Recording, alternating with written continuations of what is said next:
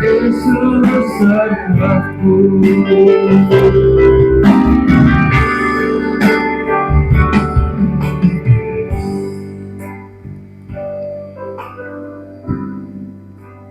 Selamat siang.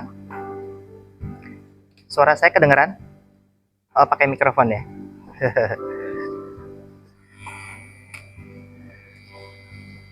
Oh.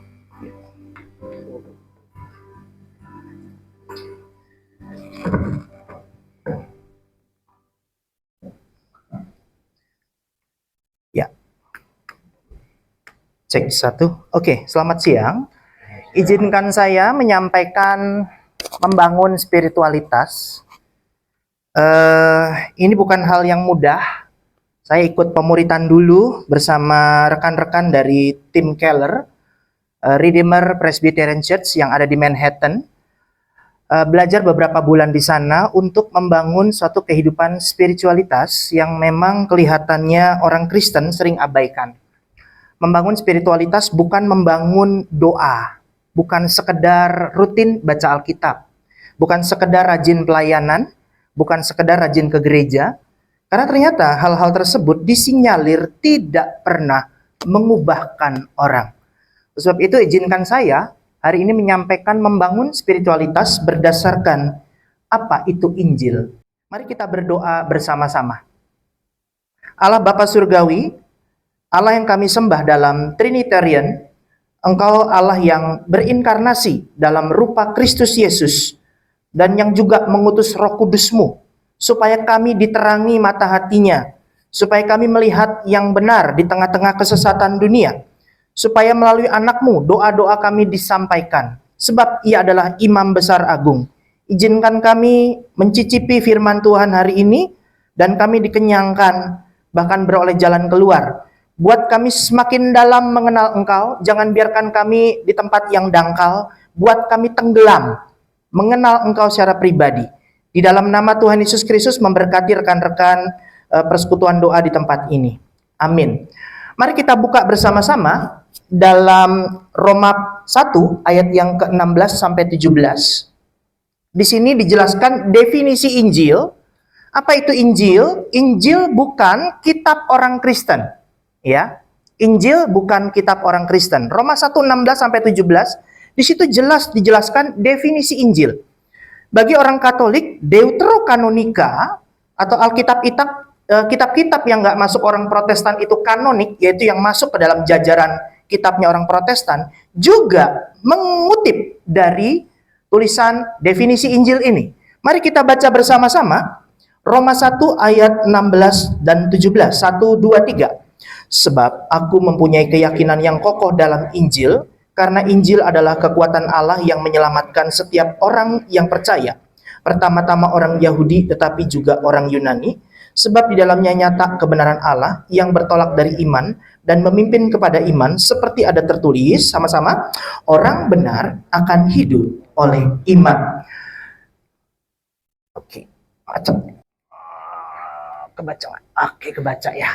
Jadi ada satu awakening di abad 22 ini, yaitu gereja-gereja yang melek dan sadar bahwa kekristenan itu mandek. Gereja Katolik juga mandek, ya, dalam arti apa? Bukan pertambahan jumlah secara kuantiti, tetapi ternyata terjadi suatu kemandekan secara quality, yaitu banyaknya orang-orang yang tidak pernah mengenal firman Allah. Bahkan saya takutkan terjadi dalam Hakim-Hakim pasal 2. Apa tuh Hakim-Hakim pasal 2? Di situ ada satu kasus bagaimana satu angkatan setelah generasi Yosua mangkat, setelah generasi Yosua nggak ada, muncullah angkatan yang tidak mengenal Allah. Pertanyaannya kenapa? Apakah ulangan 6 ayat 6 sampai 7 nggak dilakukan? Ada yang tahu isi ulangan 6 ayat 6 sampai 7? Ajarkanlah berulang-ulang. Apa itu yang diajarkan berulang-ulang? Kasihi Tuhan Allahmu, betul ya? Nah, ternyata di Hakim-Hakim 2 itu nggak dilakukan. Kenapa? Karena ketika mereka masuk tanah perjanjian, mereka sudah tinggal di tanah-tanah milik pusaka yang lain. Berbeda sebelum mereka masuk tanah perjanjian. Sebelum mereka masuk tanah perjanjian, mereka punya base camp, namanya Gilgal. Ya, Gilgal ini jadi base camp. Mereka serang kota Ai, mereka balik ke Gilgal, mereka ibadah sama-sama. Mereka serang Yeriko, mereka balik lagi ke Gilgal, mereka ibadah sama-sama. Setelah mereka masuk Kanaan, mereka menempati daerah tanah milik pusaka masing-masing, dan mereka nggak ngumpul-ngumpul lagi. Apa yang terjadi? Karena nggak sering ngumpul-ngumpul, akhirnya nggak ibadah. Bilang kanan kiri, ngumpul-ngumpul untuk ibadah itu penting. Ya, 1, 2, 3, dan ya, ngumpul-ngumpul untuk ibadah itu penting. Oleh karena itu jangan sampai terjadi Hakim-Hakim pasal 2 muncul generasi yang tidak mengenal Allah. Baca sendiri kitab Hakim-Hakim, itu kalau dibikin lagu dangdut namanya judulnya Jatuh Bangun. Ya, lihat tuh, nanti Tuhan bangkitkan hakim si A, nanti mereka udah menang, berjaya lagi, diberkati lagi, nyembah berhala lagi, jatuh lagi. Begitu aja terus siklusnya. Sampai ke zaman raja-raja begitu terus ya. Nah, yang terjadi kepada kekristenan saat ini adalah sama kurang lebih. Tidak mengalami pengenalan akan Allah. Hari ini kita akan bersama-sama melihat bagaimana Injil itu dinyatakan dalam kehidupan kita untuk menolong kita. Jadi Tuhan menitipkan suatu kekuatan yang sungguh luar biasa, yaitu karya Injil. Apa tuh karya Injil? Kalau kita lihat dari definisinya, kita lihat tulisan yang putih ya, Injil adalah kekuatan Allah, bukan kekuatan manusia. Makanya tadi saya katakan bentuk-bentuk usaha spiritualitas manusia untuk membangun dirinya semakin mengenal Allah adalah kesia-siaan. Ya, kok begitu? Iya. Coba aja nanti seminggu nih ya, pelayanan ke gereja, bolak-balik, yang gereja Katolik rajin, ke gereja Katolik rajin ikut misa, rajin ikut apa, yang gereja Protestan rajin ikut pelayanan apa, bosan nggak? Boring nggak? Kemarin ada yang gereja lakukan 10 hari doa, di gereja saya, pertama datang doa 10 hari, 250 lebih, ya. Hari kedua tinggal 200, sampai hari ke-10 tinggal 50 orang. Kenapa? Karena untuk doa 10 hari, hari-hari ini rada susah. Betul ya? Karena untuk duduk diam berdoa saja orang susah. Tadi Bapak tadi ngomong doa paling sempurna, doa Bapak kami ya Pak ya? Kok nggak ada dalam nama Yesusnya doa Bapak kami ya? Kenapa ya? Anda Bapaknya gitu ya. Iya, padahal banyak doa-doa di Alkitab tuh banyak. Mazmur itu doa yang paling lengkap ya. Ada dalam perasaan galau, lagi marah sama Tuhan, marah sama orang fasik dan sebagainya. Dan ada nyanyian syukur, ada doa macam-macam, Mazmur paling lengkap. Ya, jadi bukan cuma patokannya doa Bapa kami. Dan doa itu ternyata disampaikan melalui seorang imam besar agung yang sudah kita perayakan kenaikannya. Jadi Tuhan Yesus naik ke surga dalam rangka apa? Bukan cuma menyediakan tempat, dia mulai ke surga karena work from home. Dia WFH ya. Yesus naik ke surga karena dia WFH di sana. Ngapain? Dia menjadi mediator. Mediator itu apa? Perantara untuk umatnya menyampaikan doa. Karena menggenapi ayat firman Tuhan, tidak ada seorang pun datang kepada Bapa kalau tidak melalui Yesus. Amin. Ibadah kita nggak akan nyampe tanpa lewat mediator. Jadi doa apapun, saya kemarin naik pesawat gitu ya, turbulensinya gede juga, jebluk ya, Singapore Airlines, kemarin ada kasus begitu kan, jebluk ya, orang udah pada doa pakai bahasa masing-masing gitu ya. Doa saya simple. Please God, not today. Gitu ya. Doa saya simple gitu ya. Please God, not today. Gitu. Kenapa? Saya masih perlu ingin menyampaikan sesuatu kepada student saya, jemaat saya, murid-murid saya gitu ya. Bahkan anak youth di tempat saya. Saya ingin menyampaikan sesuatu, saya dapat berkat dari tempat saya belajar untuk saya share sama mereka. Begitu pulang naik pesawat, jegluk, turbulensi gede gitu ya. Saya cuma berdoa, please God, not today. Jangan hari ini gitu ya. Ternyata didengar juga. Jadi kalau hari ini saya dapat kesempatan hidup, itu kasih karunia Allah. Jadi ibadah kita, penyembahan kita, doa kita nggak akan pernah nyampe kepada Bapa kalau tidak melalui Kristus. Dan satu hal lagi kita tadi membaca, kalau Injil ada kekuatan Allah, berarti ini ada relasinya dengan hidup kita.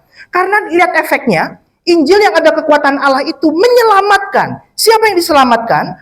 Setiap orang yang percaya, all believers. Semua orang yang percaya kepada apa? Berita Injil. Amin. Ya, makanya Rasul Paulus mati-matian, gila-gilaan dalam menyampaikan berita Injil. Dia ngomong apa? Segala penderitaan sudah kualami. Baik dari ketelanjangan, kelaparan, bokek, bahkan sampai dipukuli, dilempari batu. Udah aku alami semua. Yang terakhir aku karam. Sampai di Pulau Malta. Dan gak mati, tenggelam. Bahkan sampai ada kanker menggerogoti tubuhku, dagingku. aku tetap memberitakan Injil. Apa yang membuat Paulus gila-gilaan memberitakan Injil? Dan kenapa efek Paulus nggak sampai kepada kita gila-gilaan dalam memberitakan Injil? Oh, dia kan rasul, saya kan cuma pekerja. Loh, apa bedanya? Amin. Apa bedanya saya dengan rasul? Sama nggak? Sama, sama-sama orang believers. Amin ya. Selanjutnya, ada apa lagi di dalam Injil? Di dalam Injil dijelaskan ada kebenaran Allah yang secara real dinyatakan supaya kita hidup bukan di atas awang-awang, bukan ngomongin yang rohani-rohani, tapi nggak pernah mendarat dalam kehidupan yang real. Banyak orang tuh ngeluh gini, ngapain lu ke gereja, ngomong aja masih kotor gitu ya. Artinya apa? Antara kehidupan rohani di gereja sama kehidupan realitas sehari-hari seperti nggak connecting. Inilah yang menjadi kegagalan spiritualitas kita. Karena kita membangun berdasarkan kebiasaan, membangun berdasarkan ritual, tapi nggak pernah connecting terhadap ritual ordinary kita, terhadap kehidupan pribadi kita, terhadap kehidupan dengan keluarga kita. Relasi kita dengan Tuhan bagus, tapi relasi dengan sesama nggak bagus. Balance nggak? Nggak balance. Padahal kuasa Injil itu sifatnya rekonsiliasi. Yang pertama, dia minta ampun kepada Tuhan, Tuhan pasti ampuni. Tuhan pasti ampuni, amin. Tapi kita punya tugas, ngapain? Ampunilah sesamamu manusia, gitu kan? Seperti Tuhan mengampuni kamu. Jadi rekonsiliasinya bukan cuma dengan Tuhan, Injil, tetapi juga rekonsiliasi dengan sesama. Nah, bagaimana mungkin kita berkata, Tuhan sudah ampuni saya, tapi kita pelit pengampunan? Coba renungkan. Sampai hari ini ada orang yang kamu sebelin nggak? Ya, belum kamu ampuni sampai hari ini. Tadi pagi jam 9 saya dapat tugas mengkremasi 2 jenazah sekaligus. Ya, yang satu jemaat saya, yang kedua jemaat dari GBI, karena GBI nggak terima krematorium ya, nggak terima pelayanan kremasi. Saya tanya sama jemaat GBI-nya, kamu mau dikremasi setengah matang apa matang? Ya, saya tanya, kenapa pendeta kamu nggak mau ngelayanin? Iya, teologinya beda, karena dia pikir kalau dikremasi itu Tuhan nggak bisa bangkitkan. Ajaran dari mana? Padahal itu sama-sama dari debu kembali kepada debu. Dalam hati saya, kok maaf ya, kok begitu amat tuh pendeta gitu ya. Padahal kalau kita naik pesawat, tiba-tiba ada teroris dalam pesawat, boom aja, ledakan bom bunuh diri, ya, kita jadi abu nggak di atas sono? Tuhan pasti bisa bangkitin kita nggak? Pasti dong. Kalau nggak bisa membatasi kuasa Tuhan, gimana sih gitu ya? Jadi saya mengkremasi jemaat saya satu, lalu jemaat orang lain, ya, jemaatnya Tuhan juga satu gitu ya. Semua kembali kepada debu gitu loh. Jadi pakai logika yang benar, karena apa? Nyata kebenaran Allah supaya real dalam praktek kehidupan kita, ya. Supaya real kita bisa mengasihi teman kantor kita. Supaya real kita bisa mengasihi atasan kita dengan baik. Amin. Jangan kita ngomong mengasihi Tuhan, tapi kita ngeluh kesah, kita ngomongin kejelekan orang dan sebagainya. Kita nggak ada connecting dengan kehidupan rohani kita. Spiritualitas kita bobrok. Nah, mari kita bangun spiritualitas berdasarkan the truth from the gospel. Yang pertama, tidak ada spiritualitas yang sanggup membawa kita kepada persekutuan dengan Allah selain, baca sama-sama, kuasa Injil. Kenapa? Karena tadi saya bilang, dalam kuasa Injil ada terjadi rekonsiliasi. Saya bersyukur ada gereja yang lakukan praktek dalam liturginya. Sebelum mendengarkan firman Tuhan, sebelum memberi persembahan, mereka ada doa pengakuan dosa. Siapa yang gerejanya ada doa pengakuan dosa di sini? Penting ya. Penting ya, jangan langsung shalom gitu ya. WL-nya ngomong shalom tapi nggak pernah ngajak jemaatnya ngaku dosa. Hati-hati. Jangan-jangan kita nggak pernah reconcile with God, makanya hidup kita nggak diberkati. Makanya hidup kita tolak firman. Karena apa? Kita masih musuh dengan Tuhan. Boro-boro dengar firmannya kita tolak terus, belum diperdamaikan dengan Allah. Ya, oleh karena itu reconcile with God it's important. Jadi ada satu kepentingan bagaimana Injil dinyatakan, yaitu supaya engkau dan aku memiliki fondasi penyembahan yang baik. Engkau dan aku disampaikan kepada Bapa melalui kuasa Injil. Apa isinya Injil tadi? Kekuatan Allah. Isinya apa sebetulnya? Berita tentang kematian, kebangkitan Kristus. Bagi banyak tokoh agama-agama dalam dunia ini, mereka lahir dan mereka mati, tapi mereka tidak bangkit. Yang menyebabkan kuasa Injil berkuasa adalah kebangkitan Kristus. Amin, saudaraku. Ya, saudaraku yang Katolik juga mesti sadar, kuasa kebangkitan Kristus adalah berita tagline utama yang harus kita nyatakan. Dan inilah kuasanya. Dengan kuasa Injil, kita bersama-sama menikmati persekutuan dengan Allah. Karena kuasa Injil tadi saya katakan sifatnya reconcile. Ya. Selanjutnya, ternyata kita ini susah fokus. Ya, susah fokusnya kenapa? Berbagai macam kesulitan dalam hidup membuat kita itu berbagai macam fokus.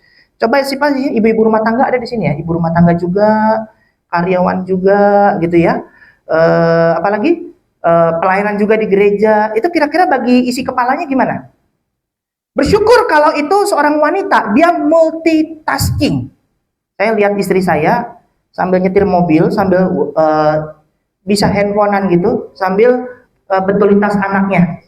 Saya lagi berdoa, ada mobil yang jalan sendiri, nggak ada perintah. Dia bisa lakukan itu. Kalau saya nggak bisa, masih nyetir mobil, saya fokus. Diganggu teman saya, anak saya ditelepon, ada apa? Saya tetap fokus, perhatikan. Nggak bisa multitasking. Kelebihan perempuan adalah women always right and men to the left. Nggak ya. Kelebihan perempuan apa? Mereka bisa multitasking. Kita laki-laki nggak bisa, gitu loh ya. Jadi yang terjadi kepada perempuan kadang-kadang, nah itu nggak fokus. Laki-laki juga gitu, nggak fokus. Tahu-tahu gitu ya, liburan, bisa-bisanya mancing ninggalin anak istri. Mancingnya ke pulau gitu ya. Anak istri tinggal 2-3 hari, kok bisa gitu loh. Fokus kepada hobinya sendiri, ya. Itu laki-laki, ya. Dalam pikirannya ada berbagai macam box. Dan ada satu box yang tidak boleh disentuh siapapun. Ya, itu laki-laki. Mereka tetap fokus. Nah, karena kita lack of focus, Injil memberikan kita the way out how to focus to God. Ya, supaya tadi dikatakan orang benar hidup oleh iman. Iman munculnya dari mana? Iman muncul dari mana? Dari hati atau dari Tuhan? Halo? Iman dari mana? Ayo kita baca ayat misalnya. Iman timbul dari pendengaran akan firman Kristus. Jadi iman dari siapa? Dari Tuhan. Iman nggak pernah muncul dari dalam hati. Manusia berdosa tidak punya iman. Sampai akhirnya Tuhan harus memberikan iman kepada dia.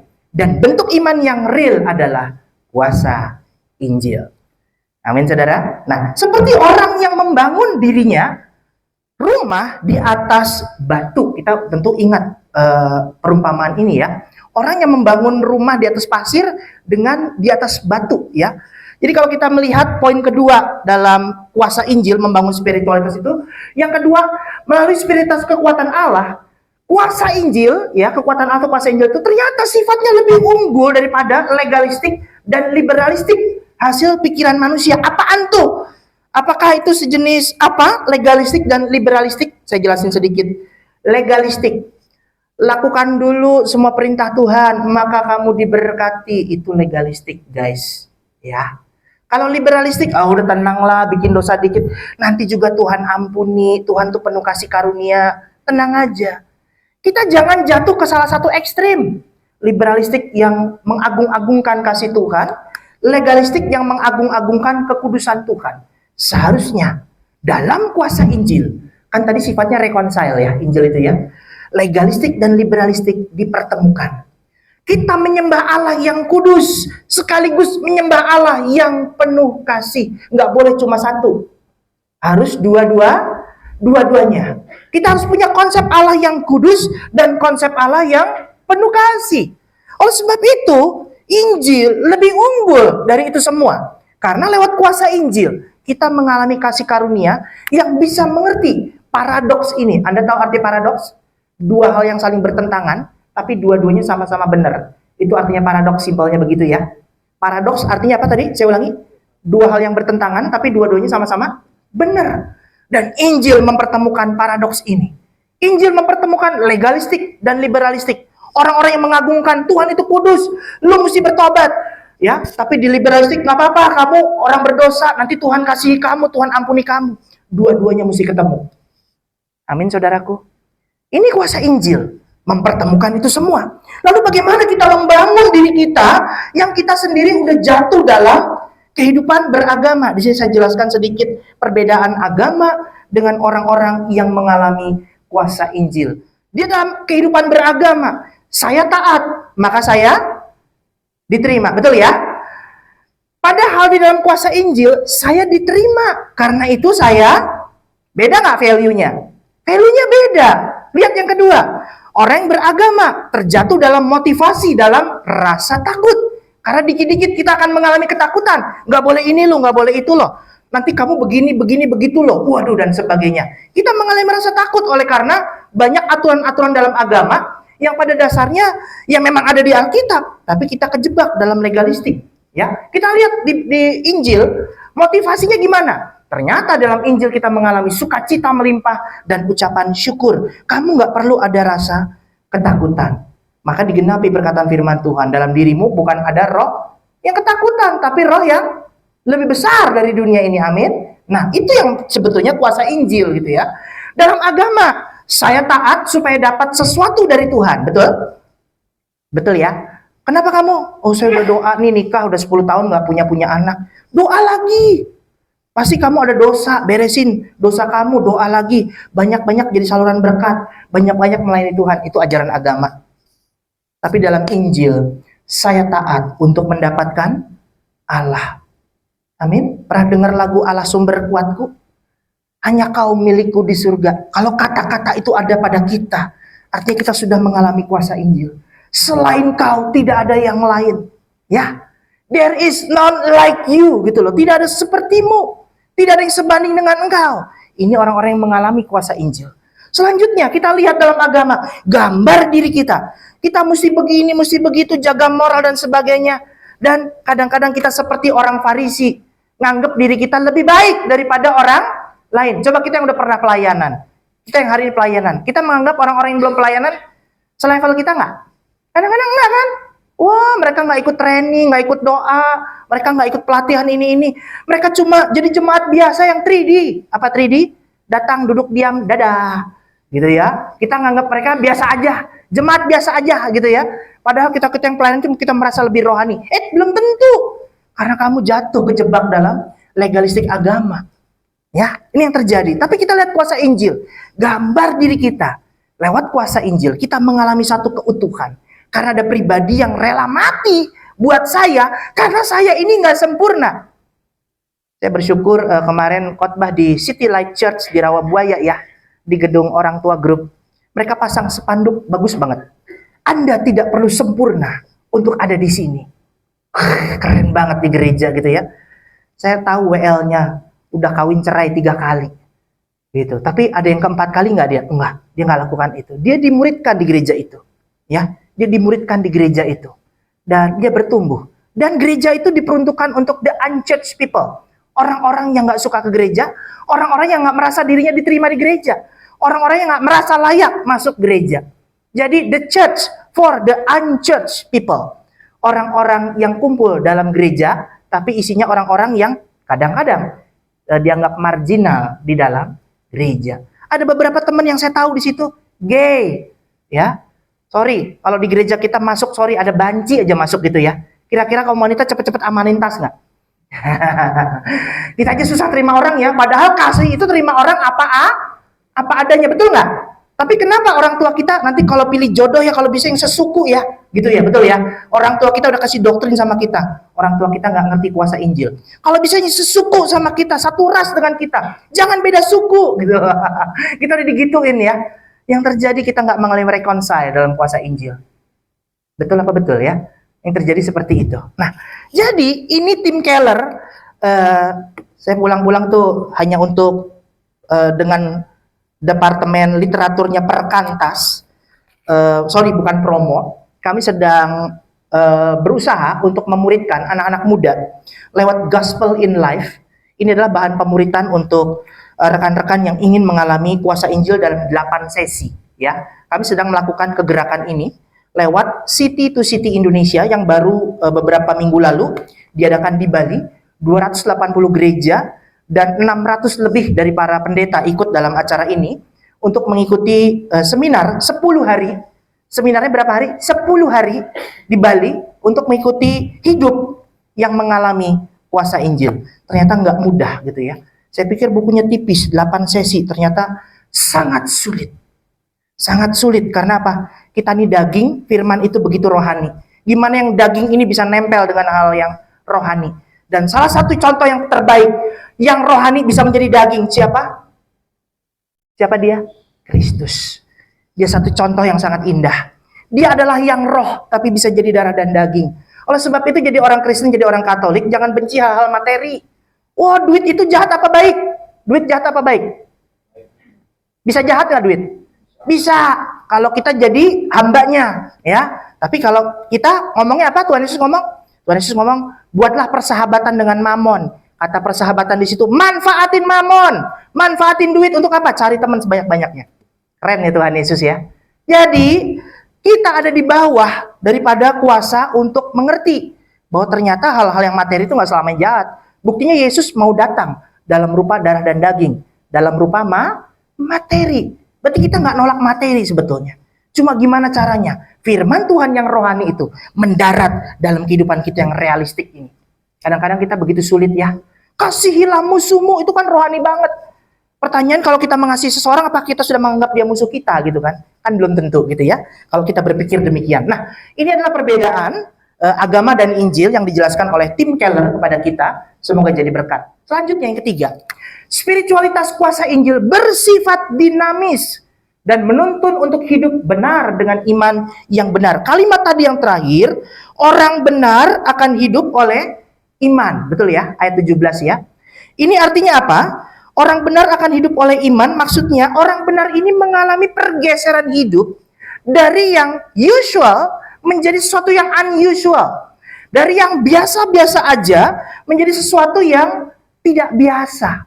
Artinya ada suatu peningkatan di dalam kehidupan spiritualitasnya, sehingga kehidupan doanya tidak jenuh, kehidupan ibadahnya tidak jemu, bahkan kehidupan pelayanannya tidak burn out.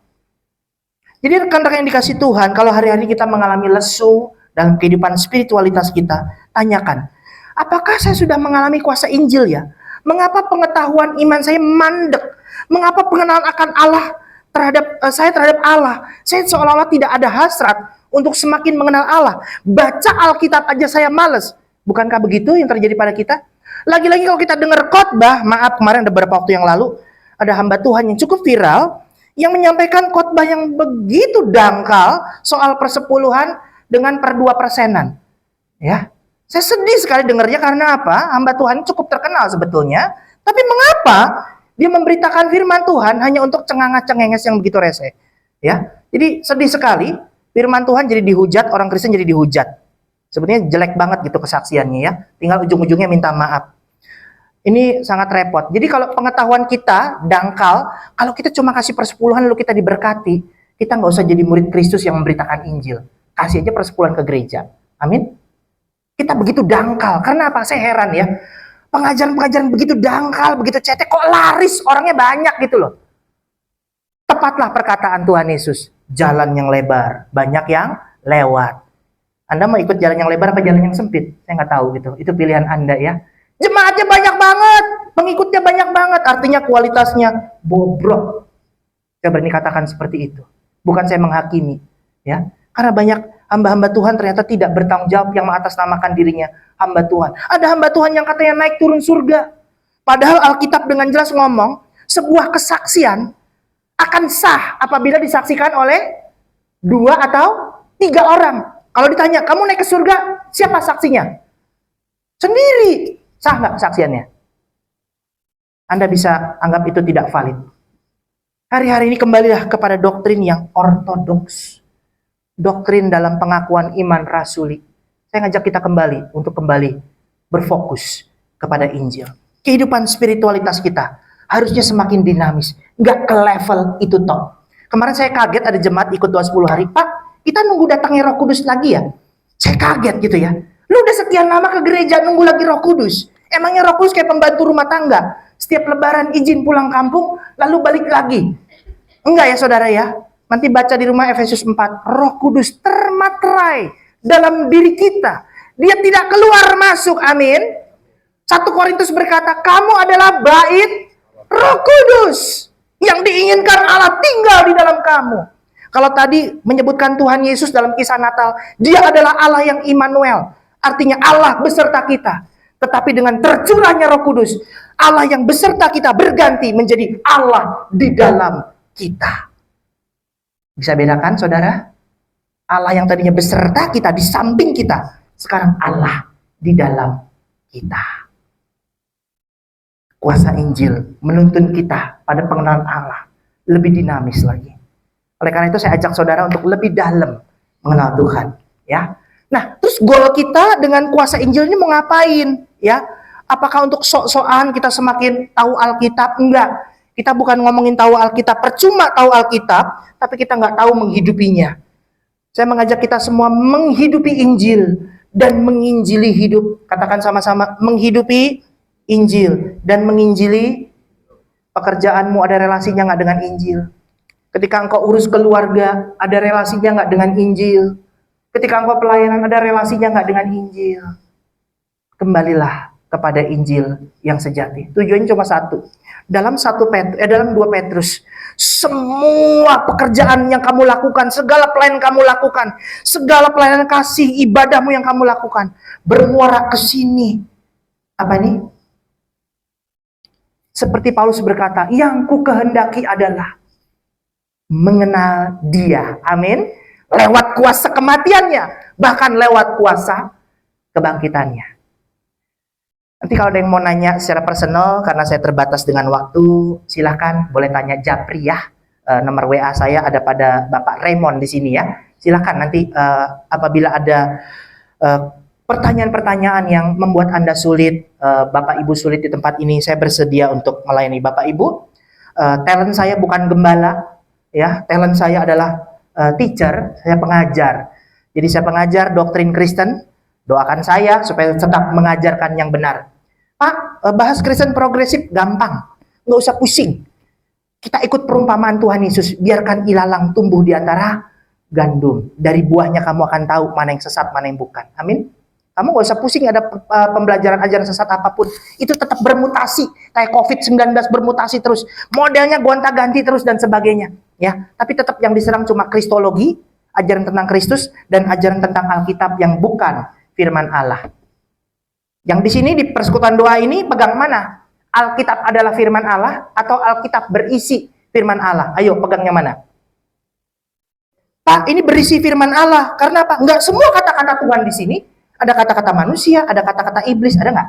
Ada kan? Jadi pegang yang mana? Berisi firman Allah atau adalah firman Allah? Nah, lu mau goyang lu, mulai goyang lu ya. Doktrin yang benar adalah Alkitab adalah firman Allah. Amin. Meskipun ada kata-kata iblis, tapi klaim bahwa Alkitab adalah firman Allah. Mau merek gerejanya Protestan, Baptis, ya karismatik, ya Reform Injili, mau aliran apapun, berpegang Alkitab adalah firman Allah. Saya mengajak kita semua menyanyikan pujian ini. Kita ambil waktu meditate sebentar. Mari kita nikmati bersama-sama How to Knowing Jesus. Tolong diklik. Oke. Udah. Saya ingin saudara meresapi kata-kata daripada goal, daripada pengenalan Injil yang kita butuhkan. Semakin mengenal Dia. Oh, I how deep build my life upon all this world reveals, and walls to bound. All I once thought gain, I have counted lost, spent and worthless now, compared to them.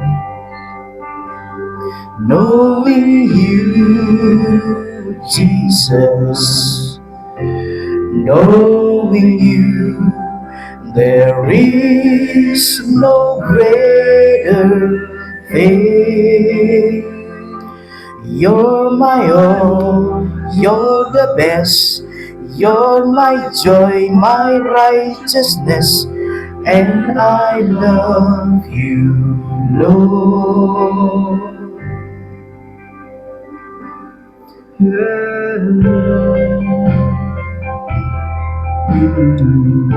Silakan kita perkatakan lirik lagi pujian ini.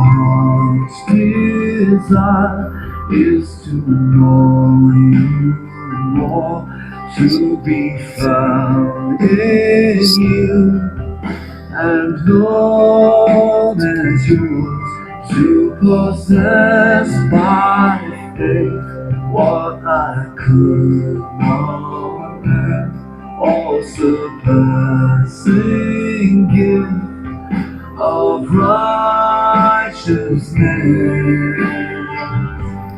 Knowing you, Jesus, knowing you, there is no greater thing. You're my all, you're the best. You're my joy, my righteousness, and I love you, Lord.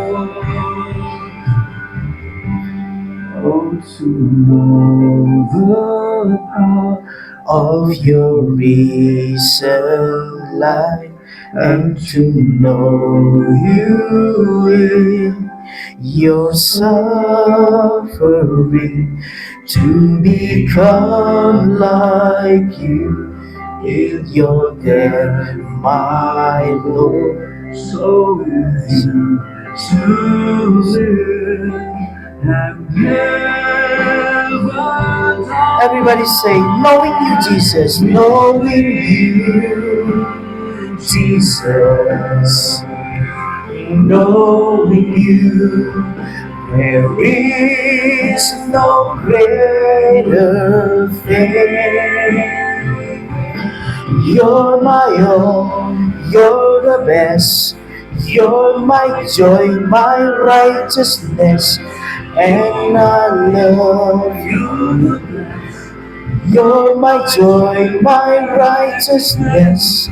You're my all, you're the best. You're my joy, my righteousness. And I love you, Lord.